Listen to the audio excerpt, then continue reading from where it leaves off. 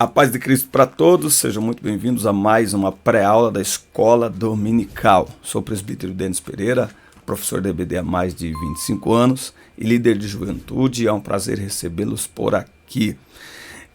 Acompanhe aí as nossas redes sociais, todas as nossas viagens, principalmente aparecem aí no Instagram. Eu estou postando aqui no canal alguns recortes de vídeos de nossas ministrações.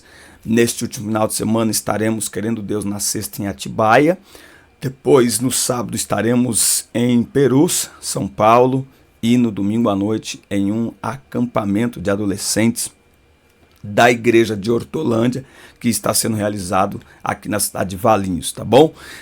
Dá uma olhada no meu Instagram, você acompanha melhor aí o nosso conteúdo e acompanha melhor aí o nosso trabalho e descobre em que nós podemos lhe ajudar. Tem aqui na descrição do vídeo também as minhas redes sociais, o meu WhatsApp. Será um prazer receber aí o seu contato para atender aí um compromisso em sua igreja neste próximo ano.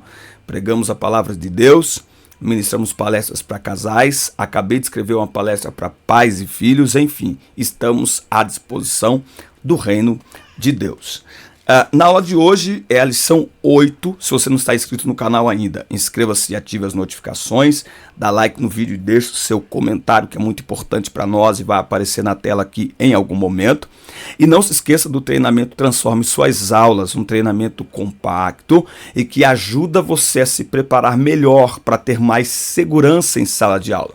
Tem professores desanimados, mas não é porque você não é um bom professor, é que a sua aula, ela só acontece de uma forma. Faz 10 anos que você é professor, ninguém te falou nada e todas as suas aulas são iguais. Nesse treinamento eu vou lhe ajudar através de vídeos, você vai assistir no conforto de sua casa as videoaulas. Eu vou lhe ajudar a desenvolver habilidades para preparar uma aula, planejar uma aula, aplicar uma aula, que é ajudar o aluno a tirar aquilo que aprende na sala de aula e colocar em prática no dia a dia, na família, na escola, enfim, na sociedade. Vou te ensinar também a dar aula de outras formas, na mesma sala, ok? Então você não precisa trocar de sala de aula, você só precisa ser transformado enquanto professor, porque existem alunos que aprendem escutando, outros aprendem repetindo, outros aprendem anotando, outros aprendem discutindo. Quando você usa essas ferramentas para dar uma aula, tua aula se torna muito mais dinâmica para você, para os teus alunos também.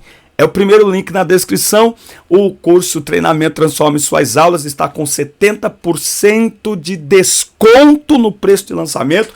Adquira, você me ajuda, me dá o meu presente de Natal e demonstra gratidão com o nosso trabalho aqui também, tá bom? Missionários Fazedores de Tendas é o título aqui da lição 8, classe dos adultos. Vós mesmos sabeis que, para o que me era necessário, a mim e aos que estão comigo, estas mãos me serviram. É possível servir a Deus e aos outros por meio de sua profissão, aonde quer que você vá. Sobre isso que nós vamos falar agora nessa aula na classe dos adultos, missionários fazedores de tendas, tá? Nós vamos ver aqui que Paulo aliou a sua profissão com o seu ministério, tá? É preciso abandonar a vocação profissional para exercer o chamado missionário. Só existe apenas um modelo de chamado missionário. Chamado missionário e vida profissional são irreconciliáveis. Então nós vamos ver aqui que à luz da vida do apóstolo Paulo, é possível alguém ao mesmo tempo exercer uma profissão e anunciar o evangelho de Cristo. Tá? Então a gente vai ver até que ponto que chamado e profissão podem servir para que o reino de Deus seja expandido. Tá? Na verdade, eu acredito que é uma porta para a expansão no reino de Deus, mas eu falo daqui a pouco. Bom, primeiro, a vida profissional de Paulo e sua vocação ministerial. A profissão do apóstolo Paulo. O texto da nossa leitura bíblica em classe, a respeito do exemplo do apóstolo Paulo, traz um termo missiológico de fazedor de tendas. A expressão é traduzida com mais precisão por trabalhadores em couro, pois as tendas eram feitas com pelos ou couro de cabra. Tá? E Paulo aqui no seu ministério, ele morou com este casal, Priscila e Áquila, que foram morar em Corinto depois que saíram de Roma. E Paulo passou a morar e a trabalhar com eles, dividindo o tempo entre fabricar tendas e anunciar as boas novas de salvação aos outros, tá? Vale lembrar que todo judeu, ele aprendia a profissão do pai, tá? Jesus aprendeu a ser carpinteiro com José, Paulo aprendeu aí essa profissão provavelmente com o seu pai, tá? Fabricar tendas, trabalhar em couro e por aí afora. A tradição judaica exigia que os mestres religiosos oferecessem gratuitamente os seus serviços espirituais e cada rabino tinha que aprender uma profissão para se sustentar. Não por acaso o apóstolo Paulo era fariseu e fora criado aos pés de Gamaliel, mas não esqueceu a arte de fazer tendas, provavelmente uma profissão que aprendera na juventude. Embora tivesse direito de ser sustentado pelas igrejas que plantara, o apóstolo trabalhou em seu ofício para ganhar o pão de cada dia. Tá? Paulo, até dentro do contexto onde ele vai pregar o evangelho, que é uma comunidade muito pobre, Paulo abriu mão do direito. Paulo faz o que Esdras faz no Antigo Testamento, né? Tendo o direito de receber ajuda, abre mão desse direito por amor às pessoas, para servir as pessoas. Paulo, inclusive, foi criticado por isso. Você sabe que fazer o bem gera críticas também. Paulo foi criticado por isso, né? Ele está querendo ser melhor do que os outros. Quem que ele acha que ele é para não aceitar as ofertas, não aceitar, enfim. Mas Paulo, até para não se tornar tropeço para o evangelho, ele preferiu ter o seu sustento bancado por ele mesmo em todo o seu ministério. Então, Paulo se dedicou à obra missionária e também à sua vida profissional. Lembrando que esse ambiente profissional de Paulo era para o seu sustento. Paulo não tinha ambição de construir outras coisas, de se tornar um milionário, de ser um grande empresário. Não. Paulo fez de sua profissão uma forma de sustentabilidade para o seu ministério, né? E dentro daquele contexto cultural, né, essa profissão se encaixava, porque onde quer que Paulo estivesse, a sua profissão era algo necessário em qualquer ambiente, em qualquer território. Então, aí só para a gente pensar, né? Se a gente vai falar de profissões ligadas ao campo missionário, nós precisamos pensar em profissões que, como a de Paulo, sirvam em qualquer lugar, né?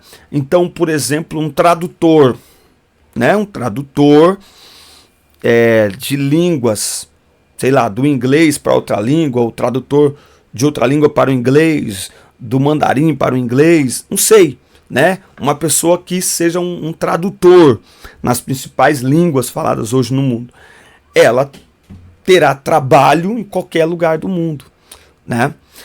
Um programador de computadores, né, que cria os programas de computador, pode trabalhar em qualquer lugar do mundo, né? Alguém que trabalha com gastronomia, alguém que trabalha com moda, com corte de cabelo, com manicure, talvez, enfim, existem profissões com enfermagem.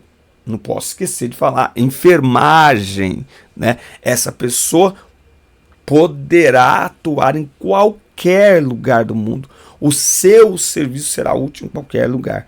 Então, só aqui um parênteses para a gente pensar, né? Porque nem toda profissão ela abrange, ela vai conseguir exercer ela em todo o lugar.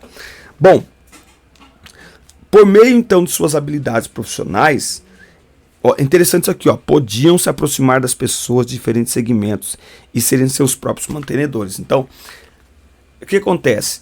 A profissão na vida de um missionário, ela acaba sendo um meio para servir as pessoas.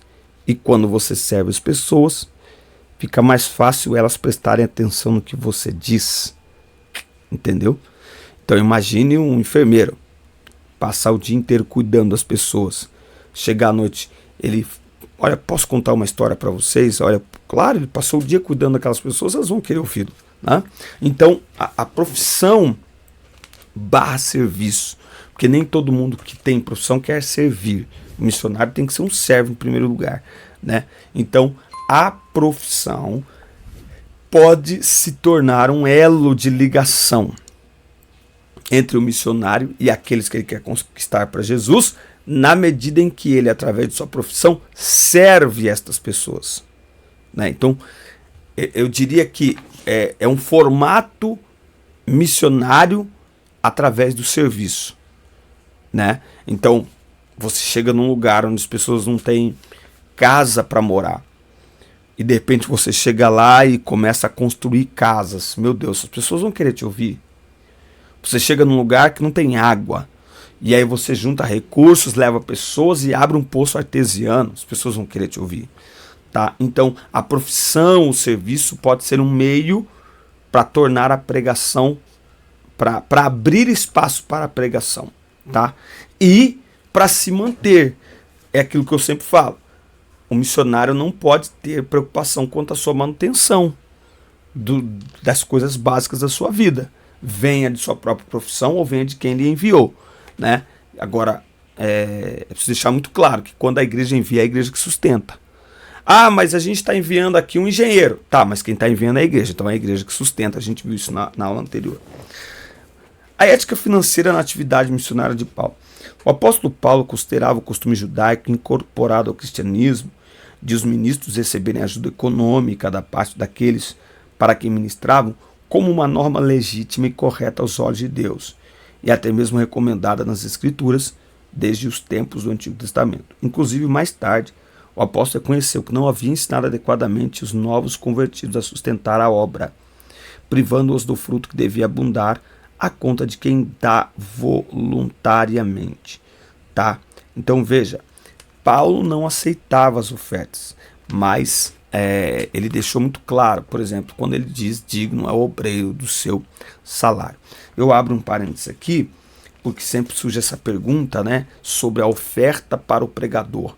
O grande problema que nós temos hoje não é a questão da oferta para o pregador. A grande questão que nós temos hoje é a falta de equilíbrio. Então, você tem pessoas que são convidadas e que são recebidas com água e um Deus te abençoe, e pessoas que são recebidas como artistas, como estrelas. Né? Então, eu penso que quem convida deve demonstrar que se sente honrado em receber aquela pessoa, como a gente demonstra que se sente honrado em receber um amigo na nossa casa. Né? Então, eu estive viajando uma vez, fiz uma viagem de 3 dias, eu acho, para Varginha, e a igreja me colocou num hotel. Eu não pude ir com a minha esposa, fui sozinho. A igreja me colocou em um hotel muito bonito, hotel novo na cidade, pertinho da igreja, do lado da igreja praticamente.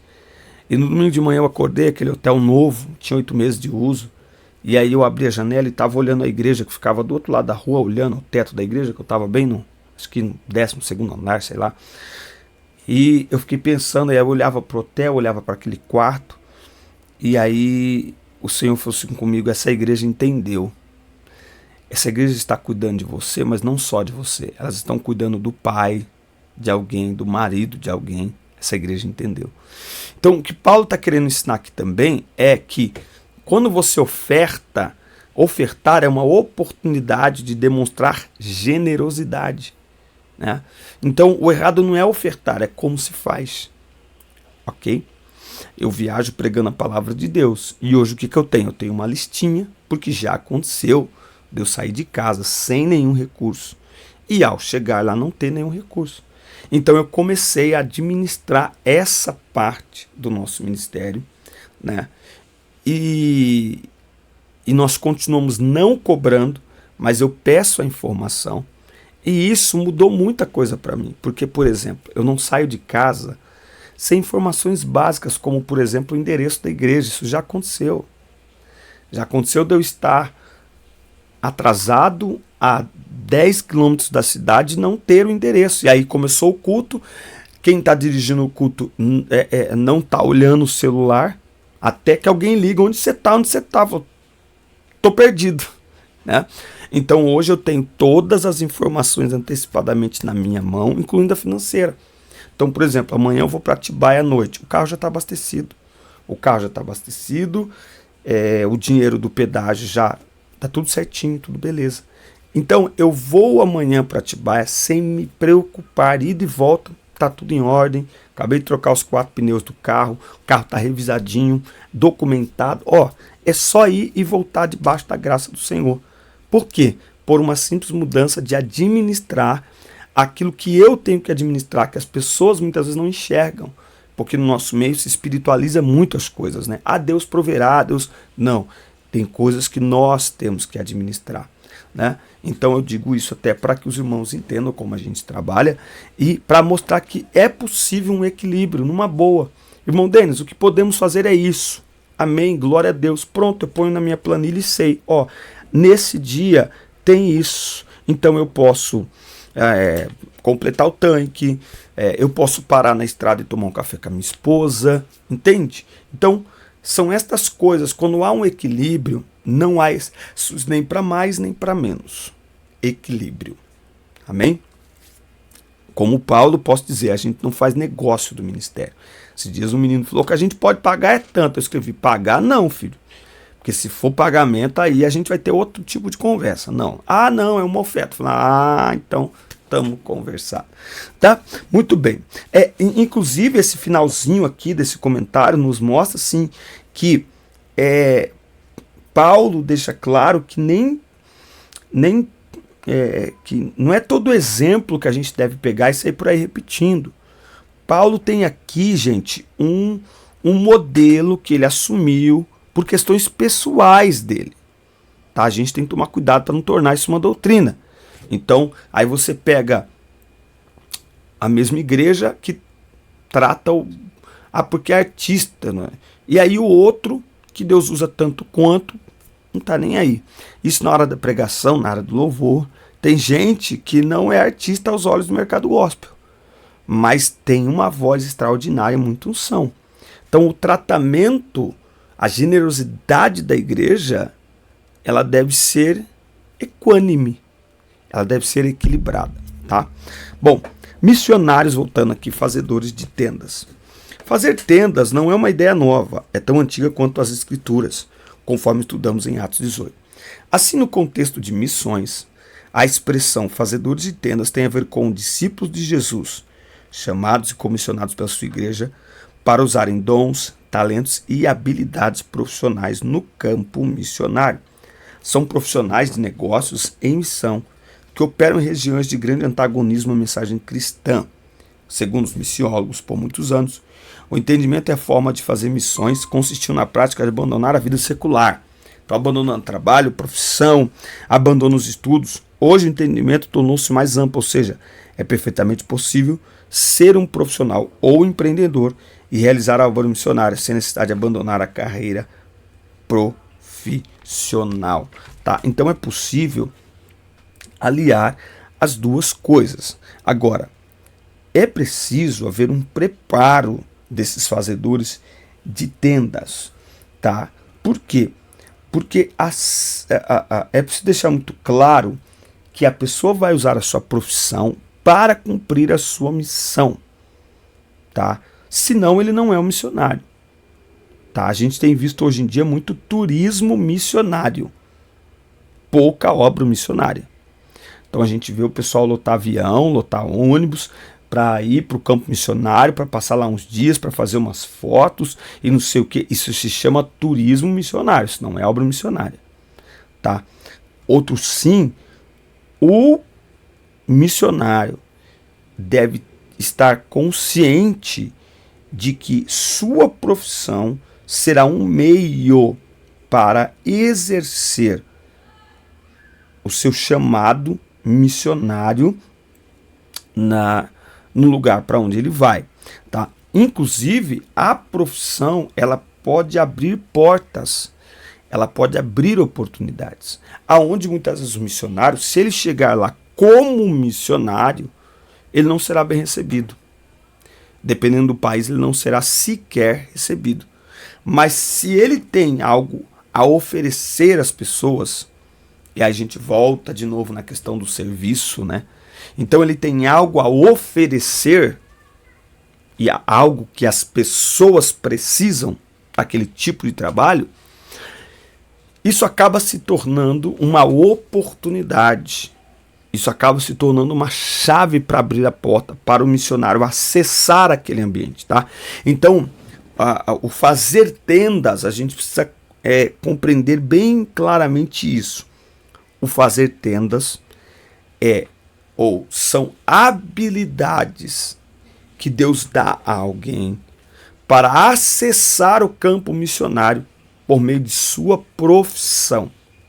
Não é que ele não vai falar de Jesus, mas se ele chegar falando de Jesus, vou mandar ele embora. Mas se ele chegar servindo, as pessoas vão recebê-lo pelo serviço e ele vai se fazer conhecido pelo serviço, e aí ele vai abrindo espaço até que então ele possa proclamar a mensagem do Evangelho. Entende? Então é como um engenheiro agrônomo indo a um lugar onde tem seca, onde não tem plantações, não tem nada, e ele transforma aquele lugar por meio da engenharia, né?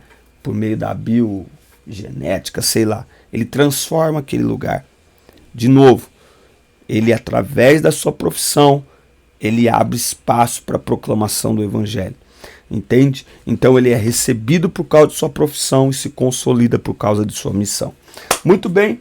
Tópico 3, vocação, profissão e missões. Se você não se inscreveu no canal ainda, inscreva-se, ative as notificações, dá like no vídeo e deixe seu comentário, que é muito importante para nós, tá? Vocação, profissão e missões. E não se esqueça do treinamento Transforme Suas Aulas. Deus é quem chama. Muitas são as oportunidades para nos envolvermos com os trabalhos em nossas igrejas locais, grupos evangelísticos de grande impacto, organizações missionárias relevantes no contexto nacional e até em outros países. Todavia, é Deus que coloca em nosso coração a disposição ou a aptidão para exercer um determinado ofício, tá? Então, é Deus que vai, a gente chama de chama, né? É uma chama que arde, que não se apaga, tá? Quando respondemos de forma prática esse chamado, exercendo a nossa vocação, é que encontramos nosso propósito de vida. A vocação é a missão única para a qual cada um de nós foi preparado a fim de prestarmos serviço ao nosso Criador. É a razão efetiva pela qual cada um de nós foi criado por Deus, tá? Então veja, é Deus que chama, é Deus que coloca em nós a vocação, e aí a gente chega a uma conclusão: minha profissão, meu campo missionário. Somos todos vocacionados para servir a Cristo com o que somos, com o que temos e com o que fazemos. A verdade é que sua profissão pode ser uma grande porta aberta para a causa do Evangelho, seja por meio de um negócio próprio, ou seja servindo em outras corporações. Tá? Então, o cristão, ele pode usar a sua profissão como uma chave para abrir portas para o cumprimento de sua missão. Não é? Aí a gente tem que levar, somente os jovens, a refletirem. Não é? Você tem aspirações missionárias? Tenho. Que profissão você está buscando que você, né? Então, por exemplo, um dentista. Imagine um dentista, sei lá, em lugares remotos, pessoas que não têm acesso a isso. E ele chega lá e começa a transformar o sorriso das pessoas, né? Então, os fazedores de tendas anunciam Cristo, anunciam o Evangelho por meio de sua profissão. Eles usam sua profissão como a chave que abre a porta para o campo missionário. Ficou bonito isso, né? Os missionários fazedores de tendas usam sua profissão como a chave que abre a porta do campo missionário. Que isso! É isso, meus amigos. Forte abraço. Assista, curta, compartilhe, inscrevam-se no canal. E até o nosso próximo encontro. Que Deus abençoe todos vocês. Deus abençoe.